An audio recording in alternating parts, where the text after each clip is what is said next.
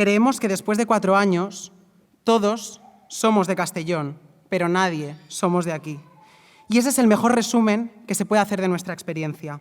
Entramos a la universidad teniendo una familia y aquí descubrimos otra. Ese tipo de familia que se elige, se comparte, se apoya y se quiere. Pero no solo eso, sino que vamos a aprovechar este discurso para hacernos un poco la pelota. ¿Por qué no?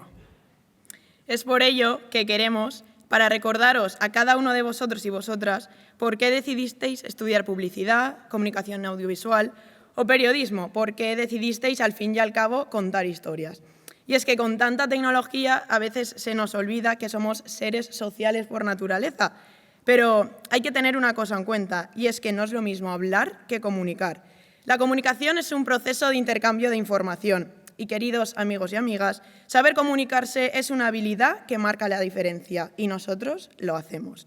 Es por eso que os pedimos que no perdáis esa capacidad de escuchar, de aprender, de transmitir y de entender.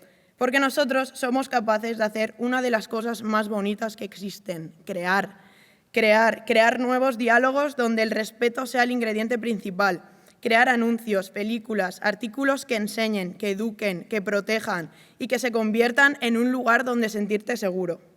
Nosotros sabemos qué tipo de comunicador queremos ser.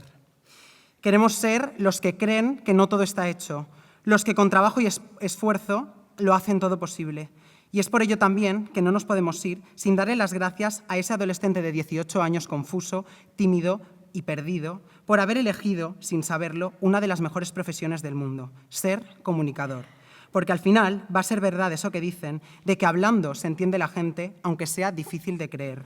Pero recordemos, nosotros somos los que sí creemos.